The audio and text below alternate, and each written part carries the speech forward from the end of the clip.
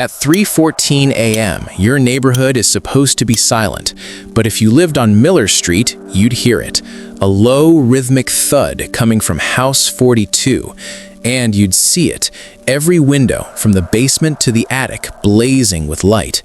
For 12 years, nobody saw the owner of House 42 sleep, not once.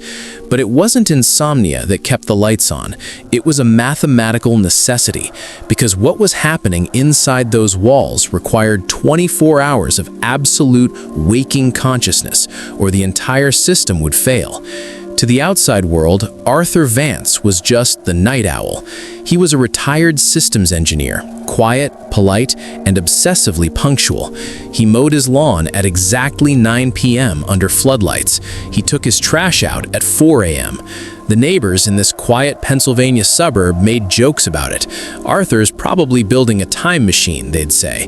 But by 2024, the jokes stopped. The first red flag wasn't a sound, it was the heat. Even in the dead of winter, snow wouldn't stay on Arthur's roof. It would melt instantly, sending plumes of steam into the night sky. His electric bill, later uncovered in Discovery, was 800% higher than the average household. When a local utility worker was finally sent to investigate a potential grid leak, he knocked on Arthur's door. Arthur answered. He looked vibrating. His eyes were bloodshot, his skin sallow.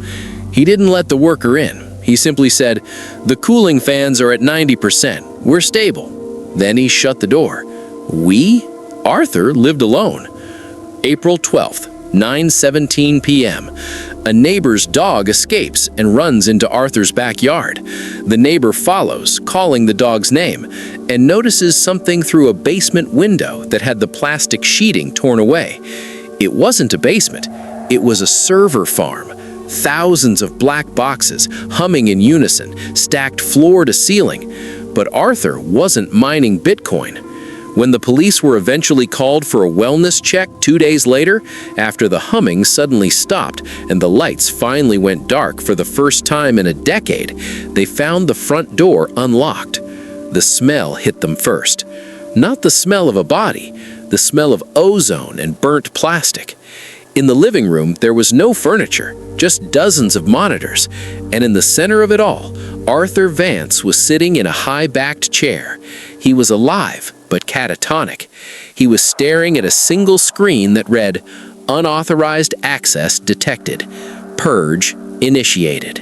As forensic teams began dismantling the Vance Network, they realized Arthur hadn't been working alone. He was part of a decentralized watchtower group on the dark web. Their goal? Total surveillance. Arthur had managed to bypass the encryption of over 40,000 private home security cameras across the United States. He wasn't just watching his neighbors, he was watching everyone. He had built an AI-driven script that flagged anomalies. If someone in Seattle walked into their kitchen at 3 a.m., Arthur's monitors would beep.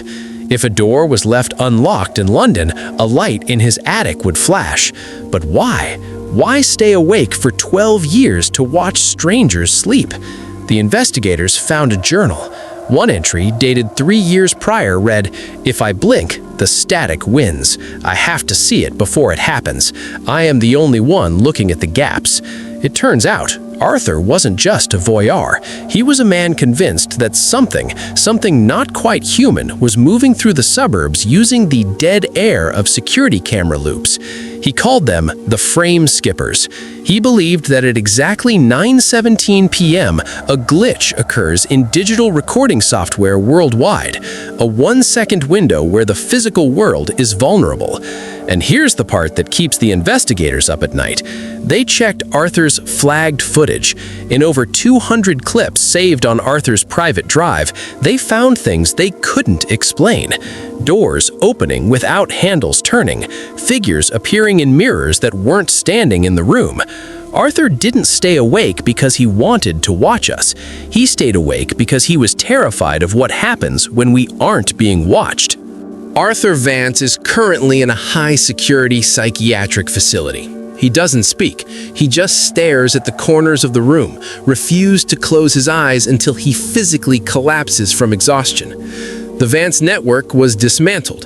The 40,000 cameras were secured.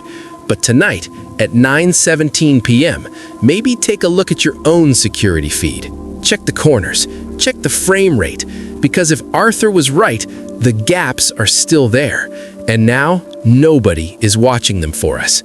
If this case made you look twice at your own windows tonight, hit the like button so we know you're out there. And if you want to go deeper into the cases the world would rather forget, subscribe to 9:17 p.m. We'll be here when the lights go out.